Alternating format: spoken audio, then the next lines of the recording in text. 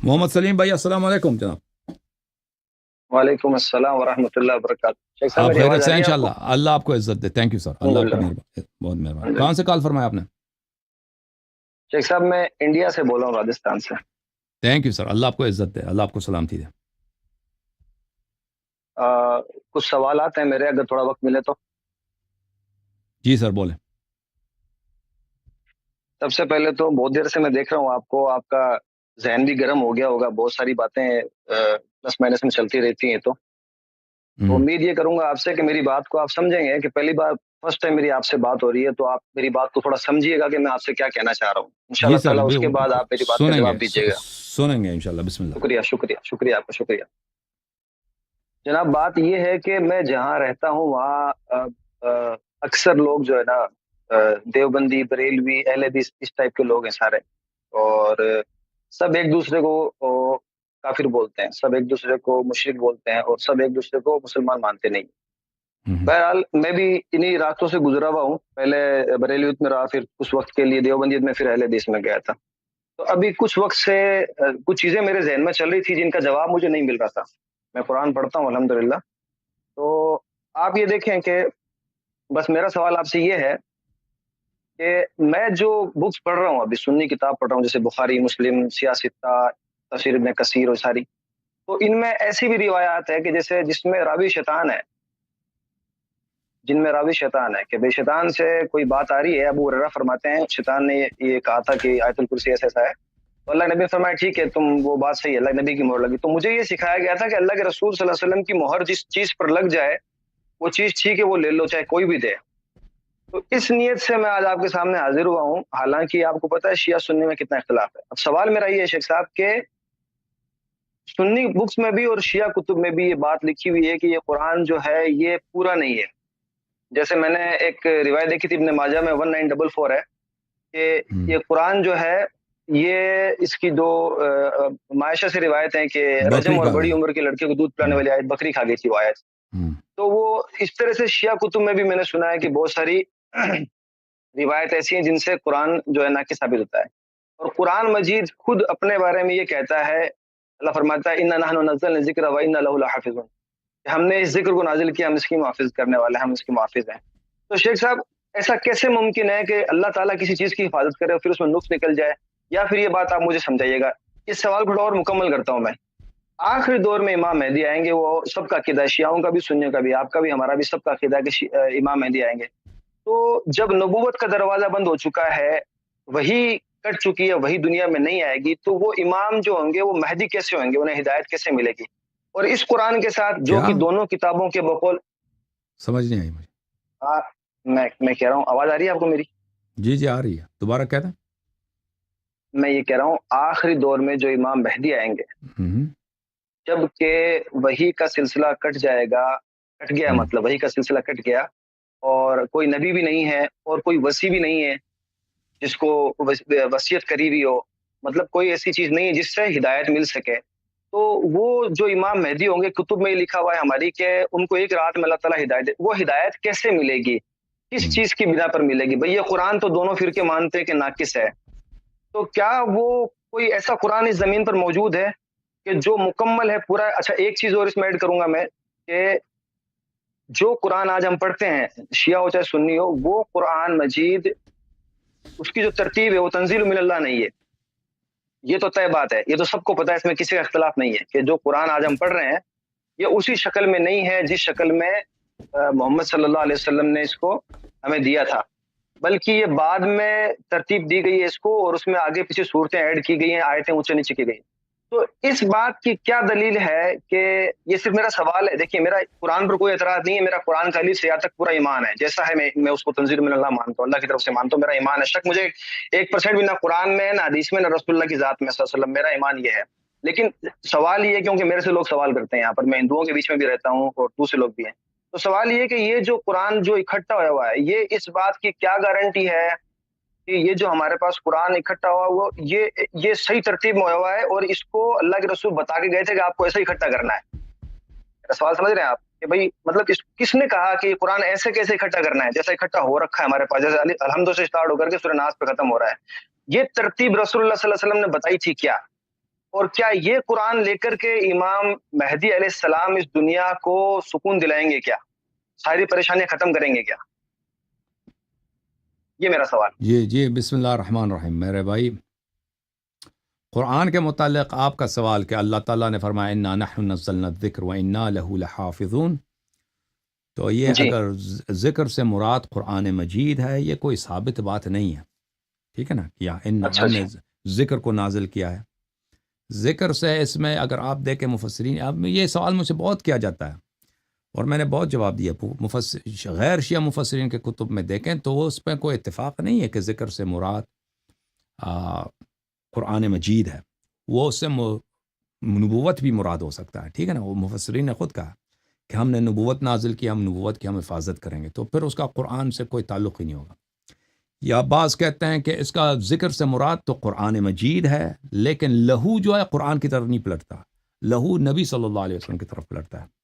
ہم نے قرآن کو نازل کیا، ذکر کو نازل کیا، اور ہم نبی صلی اللہ علیہ وسلم کی محافظت کریں گے، ٹھیک ہے نا؟ لہو نبی صلی اللہ علیہ وسلم کی. تو اس طرح خود جماعت مخالفین یعنی اہل سنت مفسرین کے ہاں یہ آیت کوئی مسلم نہیں ہے اس کے تفسیر میں کہ اللہ نے کہا کہ ہم نے قرآن نازل کیا، ہم نے حفاظت کرنی ہے. یہ کوئی مسلم بات نہیں ہے، ٹھیک ہے نا؟ تو یہ بلکہ اس آیہ میں اختلاف ہے، تو یہ متشابہ ایک حدیث آیہ بن جائے گا، یعنی تصریح نہیں ہے اس بات پر. اور پھر اگر ہم کہہ بھی دیں کہ اللہ اس سے مراد قرآن مجید ہے اور اللہ تعالیٰ اس کی حفاظت کا حصہ لیں گا، تو یہ دیکھیں یہ خود بخاری اور مسلم میں روایات بہت زیادہ ہیں کہ جب یمامہ میں لوگ قتل ہو گئے تو عمر گئے تھے ابو بکر صاحب کے پاس کہ قرآن جمع کرو واللہ قرآن ضائع ہو جائے گا، ہے کہ نہیں؟ جی. قرآن ضائع ہو جائے گا، قرآن کا بہت حصہ ضائع ہو جائے گا. یا عائشہ نے کہا کہ بھئی قرآن کو بکری کھا گئی، اس میں سے آیتیں تھیں وہ بکری کھا گئی. یا عائشہ نے بہت ساری جگہوں پہ اس میں مثلا مصاحف ابن ابی داؤد میں کہ فلاں آیہ میں غلطی ہے، فلاں آیہ میں غلطی ہے، فلاں آیہ میں غلطی ہے. عبداللہ ابن عباس کی احادیث ہے، عبداللہ ابن مسعود کی احادیث ہیں، اور عمر بن الخطاب کی احادیث زیادہ ہیں. یا حروف سبعہ کہاں ہیں قرآن مجید کے، وہ سب غائب ہیں، ٹھیک ہے نا؟ تو یہ صحابہ کبھی انہوں نے نہیں کہا، کسی صحابی کا یہ قول نہیں کہ اللہ تعالیٰ نے قرآن نازل کیا ہے اور اللہ تعالیٰ نے ذمہ لیا ہے، نہ نبی صلی اللہ علیہ وسلم کا قول ہے. یہ تفسیر بعد میں رائج کرا دی گئی ہے اور لوگوں میں مقبول کرا دی گئی ہے کہ آیت سے مراد ہے کہ اللہ تعالیٰ نے قرآن کی حفاظت کا ذمہ لیا ہے. یہ بہت بعد میں یہ تفکر پیدا ہوا، یعنی صحابہ کے زمانے میں یہ فکر تھا ہی نہیں کہ ان کے ذہن میں یہ بات آئی ہو کہ عمر نے جب ابو بکر سے کہا قرآن جمع کرو اللہ قرآن ضائع ہو جائے گا. ابو بکر صاحب نے زید بن ثابت سے کہا کہ تم قرآن وہ کہہ دیں کہ بھئی اللہ نے ذمہ داری لی ہے، یہ تو ممکن ہی نہیں ہے قرآن سے ضائع ہو، قرآن سے کچھ ضائع ہو، ٹھیک ہے نا؟ تو یہ ایک نئی تفسیر ہے جو پیدا ہوئی. اگر ہم مان بھی لیں نا کہ یہ اس طرح کی کوئی آیا ہے تو یہ شیعہ عقیدے کے مطابق بالکل صحیح نکلتا ہے. شیعہ عقیدے کے میں یہ کوئی نہیں ہے، یہ ہمارے پاس کوئی یہ بات نہیں ہے کہ انا نحن نزلنا الذکر وانا لہ لحافظون، اس سے مراد قرآن مجید ہے کہ ہم قرآن مجید کی حفاظت کریں گے، ٹھیک ہے نا؟ ذکر سے مراد یہاں پہ کچھ اور ہے، لیکن ہم مان بھی لیں کہ اس سے مراد قرآن مجید ہے. تو کیونکہ رسول صلی اللہ علیہ وسلم کے بعد ہمیشہ رسول جیسا ایک فرد دنیا میں ہوتا ہے. امیر المؤمنین علیہ السلام بالکل رسول اللہ صلی اللہ علیہ وسلم جیسے تھے، ان کے سینے میں وہی علم تھا جو نبی صلی اللہ علیہ وسلم کے سینے میں تھا، اور انہوں نے قرآن اسی طرح جمع کیا تھا بغیر اضافہ بغیر کمی، جس طرح اللہ نے رسول صلی اللہ علیہ وسلم پہ نازل کیا حرف بحرف. امت نے نہیں مانی ہے، وہ الگ بات ہے. تو یہ شیعہ عقیدے کے مطابق بالکل صحیح ہے. جی کیا فرمایا آپ نے؟ وہ قرآن جو امیر المومنین علی علیہ السلام نے جو جمع کیا تھا وہ قرآن کیا ابھی اس دنیا میں موجود ہے؟ جی بالکل موجود ہے، وہ امام عصر علیہ السلام کے پاس ہے. اب آپ سوال آپ کے پاس آتے ہیں نا، اس دوسرا سوال آپ نے کیا کہ امام عصر علیہ السلام جب آئیں گے جو وحی نہیں ہے تو وہ کیسے لوگوں کو ہدایت دیں گے؟ دیکھیں یہ تو اللہ تعالیٰ نے جو دین بھیجا ہے نبی صلی اللہ علیہ وسلم پر، وہ دین کامل بھیجا تھا اللہ نے. جو لوگوں نے سیکھا ہے وہ انہوں نے اپنی ظرف کے مطابق سیکھا ہے. سمجھ میں آ رہی نا بات آپ کو؟ نبی کا علم اور صحابہ کا علم ایک جیسا نہیں ہے. آپ سن رہے نا بات کو؟ جو علم جو معرفت اللہ نے نبی صلی اللہ علیہ وسلم کو دیا ہے، جو نور وہ نبی صلی اللہ علیہ وسلم کے پاس ہے، وہ صحابہ کا ان کا قیاس ہی نہیں ہے. جو دین اللہ نے نبی صلی اللہ علیہ وسلم پہ نازل کیا تھا وہ بالکل کامل ہے، اس میں کسی قسم کا کمی کاستی نہیں، قیامت تک کے لیے کافی ہے اور قیامت تک کسی دوسرے شریعت کی ضرورت نہیں ہے. لیکن جو صحابہ نے سیکھا، ہر صحابی نے اپنے ظرف کے مطابق سیکھا ہے، ٹھیک ہے نا؟ اس نے سب باتیں نہیں سیکھی ہے. اور جو پھر صحابہ نے صحابہ سے جو منقول ہے ہمارے پاس، وہ جو صحابہ کا سب کچھ دیکھا انہوں نے نقل نہیں کیا. دیکھیں نا صحابہ نے مثلا ابو بکر صاحب ہیں وہ اتنے عرصے نبی صلی اللہ علیہ وسلم کو دیکھتے رہے, یا عمر صاحب ہیں یا عثمان ہیں یا عائشہ ہیں, 20 سال 15 سال جتنا بھی ہے, اس میں تو انسان بہت ساری مطالب کو دیکھتا ہے, افعال میں اقوال میں, صحیح ہے نا. وہ سب باتیں انہوں نے نقل تو نہیں کیا. سمجھ میں آ رہی نا بات آپ کو. اور دوسرے صحابہ کا بھی یہی ہے, دوسرے صحابہ کا بھی یہی ہے اس طرح. اور صحابہ کا بالکل کبھی میں نے یہ پروگرام اس لیے یہ چیز پوچھ رہا تھا میں آپ سے, کیونکہ جیسا کہ پوری دنیا میں ہم دیکھ رہے ہیں کہ نہ تو مسلمان کسی بھی خطے میں سکون سے ہیں, اور ایون غیر مسلم بھی نہیں ہے, جبکہ قرآن مجید کے اندر بار بار اللہ رب العالمین بشارت دے رہا ہے, جیسے سورہ نور میں بھی بشارت آپ دی ہے سن لیں, کہ آپ میری اگر بات سن لیں پلیز, پھر سوال اگلا سوال کر لینا آپ. دیکھیں صحابہ نے عرض یہ ہے کہ صحابہ نے سب کچھ نبی صلی اللہ علیہ وسلم سے نہیں سیکھا, پہلی بات یہ ہے. اور جو انہوں نے سیکھا وہ سب انہوں نے دوسروں کو منتقل نہیں کیا. انہوں نے جو بھی حدیث سنی سب کے سب کو انہوں نے نقل نہیں کیا. عرض یہ ہے, ٹھیک ہے نا. اور کیونکہ 20 سال 15 سال یا 10 سال رسول اللہ صلی اللہ علیہ وسلم بہت سارے خطبے دیے, بہت سارے کام کیے, افعال اقوال سب نقل نہیں ہوا, یہ واضح بات ہے. اور پھر صحابہ کی سیرہ میں جائیں, صحابہ کی سیرہ میں ایسا کوئی پروگرام نہیں تھا کہ انہوں نے ایسا پروگرام بنایا تھا کہ جو انہوں نے باتیں کی وہ ہم سب نقل کریں. نہیں, وہ ضرورت اگر پیش آئی تو انہوں نے نقل کی تو نقل کی, وَإِلَّا بِلَا ایسے ہی کوئی پروگرام نہیں تھا کہ ایسا کوئی کانفرنس ہو, ٹھیک ہے نا, کوئی سیمینار رکھ دیں کہ یہاں پہ احادیث نقل ہو رہے ہیں تاکہ لوگ حدیث سیکھیں تاکہ حدیث ضائع نہ ہو. اس طرح کوئی نہیں تھا. کانورسیشن ہوئی ہے بھائی, انہوں نے کوئی یاد آیا کہ بھائی ہم حج پہ گئے تھے ایسا ہوا, ہم فلان غزوے میں گئے تھے ایسا ہوا تھا, ٹھیک ہے نا. تو وہ ٹکڑے سنپٹس یہاں پہ نقل ہوئے ہیں. سمجھ میں آئی نا بات یہ ہے کہ پھر تابعین کا باری آتی ہے. تابعین نے بھی اس طرح نہیں ہے کہ انہوں نے جو بھی انہوں نے صحابہ سے سنا وہ سب کے سب انہوں نے نقل کیا, اس میں سے کچھ ضائع نہیں ہوا. سن رہے ہیں نا میرے بھائی, یا وہ جو انہوں نے نقل کیا اس میں کمی بیشی نہیں ہوئی. تابعین کو تو لازمی بات ہے, تابعین کی جرح ہوتی ہے, صحابہ کو عادل مانتے ہیں نا, تابعین کو تو عادل نہیں مانتے. تو عرض یہ ہے کہ اب یہ جاتا ہے بخاری مسلم کے دور تک جاتا ہے تو پوری سنت منتقل نہیں ہوئی ہے. سن رہے ہیں نا, حالانکہ دین رسول صلی اللہ علیہ وسلم پہ قرآن اور سنت دونوں کامل ہے, اور جو مسلمانوں کو پہنچا وہ ناقص ہے. تو امام مہدی علیہ السلام اس کو کیسے کامل کریں گے, کیسے ان کے وحی بھی نہیں ہے. تو وہ لازمی بات ہے, تو شیعہ عقیدہ یہ نہیں ہے کہ امام مہدی علیہ السلام کتابوں سے وہ علم لیتے ہیں, جو بخاری میں لکھا ہے, مسلم میں لکھا ہے, یا کتاب کافی کلینی میں, امام لاحظر الفقی میں لکھا ہے. رسول اللہ صلی اللہ علیہ وسلم نے اپنا سارا علم منتقل کیا تھا امیر المؤمنین علی علیہ السلام کو, اور انہوں نے منتقل کیا امام حسن علیہ السلام کو, انہوں نے منتقل کیا امام حسین علیہ السلام کو, انہوں نے امام زین العابدین علیہ السلام کو. اور یہ ان کا علم رسول اللہ صلی اللہ علیہ وسلم سے ہے, یہ مسلمانوں کی کتابوں سے نہیں ہے, یہ مسند احمد سے نہیں ہے, یا کتاب کافی کلینی سے نہیں ہے. ان کا علم رسول صلی اللہ علیہ وسلم سے. اس کے علاوہ رسول اللہ صلی اللہ علیہ وآلہ وسلم نے اہل بیت طاہرین علیہم الصلاۃ والسلام کو کتابیں لکھائیں, کتابیں لکھوا دیں رسول اللہ صلی اللہ علیہ وآلہ وسلم میں. ہمارے ہاں اس کے بڑے ابواب ہیں. مثلا جو رسول اللہ صلی اللہ علیہ وسلم جب بھی قرآن نازل ہوتا تھا اس کو امیر المؤمنین علی علیہ السلام کو لکھاتے تھے, اور اس کی تفسیر بھی لکھاتے تھے. وہ امیر المؤمنین علیہ السلام رسول اللہ صلی اللہ علیہ وسلم کے زبان اقدس سے وہ لکھتے تھے, تفسیر, معنی, شان نزول سب. اور یہ علم کا بہت بڑا وسیع باب اہل بیت علیہ السلام کے پاس تھا اور ہے. یہ ائمہ علیہم الصلاۃ والسلام کے ان کے میراث ہے. اچھا, اس کے علاوہ ملاحظہ کریں, یہ کتاب ہے الاصول من الکافی, یہاں پہ ایک پورا باب ہے, باب الصحیفہ و ذکر الجامع. الاصول من الکافی جلد نمبر 1 جزء اول, یہاں پہ ذکر الصحیفہ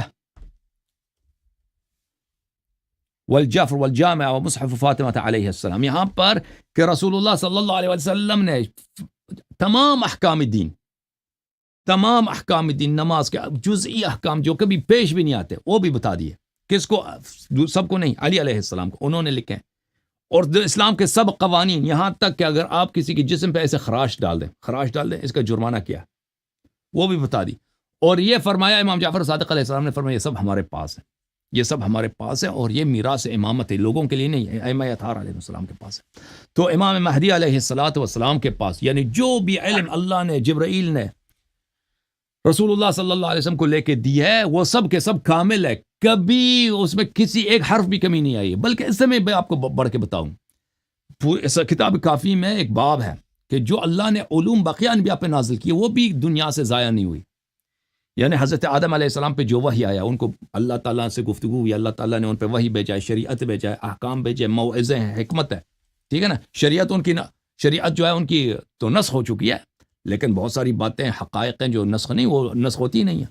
جو عقیدے کی باتیں ہیں، جو مواعظ ہیں، حضرت نوح علیہ السلام، ابراہیم علیہ السلام، بقیہ سب انبیاء پہ جتنے شرائع نازل ہوئے ہیں وہ سب کے سب وہ موجود ہیں، وہ کبھی ضائع نہیں ہوئی. وہ ہمارے نبی صلی اللہ علیہ وسلم کے پاس تھا. نبی صلی اللہ علیہ وسلم اس طرح نہیں تھا کہ جاہل تھے کہ موسیٰ علیہ السلام کی شریعت کیا ہے یا عیسیٰ علیہ السلام پہ کیا وحی نازل ہوا ہے. سب کو وہ موسیٰ سے بہتر جانتے تھے، نبی صلی اللہ علیہ وسلم عیسیٰ سے بہتر جانتے تھے، داؤد علیہ السلام سے زبور کو وہ بہتر جانتے تھے، ابراہیم علیہ السلام کے صحف کو اچھی طرح پورا پیغمبر کو پتہ تھا. یعنی ہمارے نبی صلی اللہ علیہ وسلم خاتم الانبیاء ہیں، سب انبیاء کے وہ وصی اور وارث ہیں، ان سب کا علم اور ان کے معجزات ہمارے نبی صلی اللہ علیہ وسلم کے پاس. یہ پورے اس کا اہل بیت علیہ السلام بہت سارے حدیث میں بتا دیے، ٹھیک ہے نا. اور وہ علم نبی صلی اللہ علیہ وسلم کے موت کے ساتھ وہ ختم نہیں ہوا، انہوں نے ان سب کو منتقل کیا اپنے وصی، اپنے وارث کو. تو یہ دیکھیں مسلمانوں کے پاس جو دین ہے وہ ہر لحاظ سے ناقص ہے. وہ دین وہ نہیں ہے جو نبی صلی اللہ علیہ وسلم کے پاس تھا. نبی صلی اللہ علیہ وسلم کے علم کی کوئی حد ہی نہیں ہے. ان کے پاس جو علم تھا وہ ان کے سینے میں وہ بے انتہا وسیع، وہ اللہ جانتا ہے. مسلمانوں کے پاس تو یہی ہے، بخاری مسلم یہ جو لکھا اس میں کچھ صحیح ہے کچھ ضعیف ہے، جو بھی اس میں اختلاف کرتے رہتے نا، یہی حدیث ہے. یہ نہیں، یہ وہ کل وہ نہیں ہے، وہ اس کا قطرہ بھی نہیں ہے، قطرہ ایک ذرہ بھی نہیں ہے. شیخ صاحب تو عرض یہ ہے کہ امام مہدی علیہ السلام، آخری جملہ، امام مہدی علیہ السلام رسول اللہ صلی اللہ علیہ وسلم کے علوم کے وارث ہیں ڈائریکٹ، نہ کہ کتابوں کے تھرو. جی سر بولیں. ہم جوم جاؤ پرواز کرو، کیوں فخر سے سر اٹھا، کیونکہ اللہ تعالیٰ نے تمہیں انتخاب کیا. صراط حق پر صرف تم ہو، صراط ایمان پر صرف کیا، کیونکہ اللہ تعالیٰ نے تمہیں انتخاب کیا. صراط حق پر صرف تم ہو، صراط ایمان پر صرف. میں کہہ رہا ہوں، میں آپ کی بات کو میں نے سمجھا ہے، اور ابھی میرے بہت سارے سوالات ہیں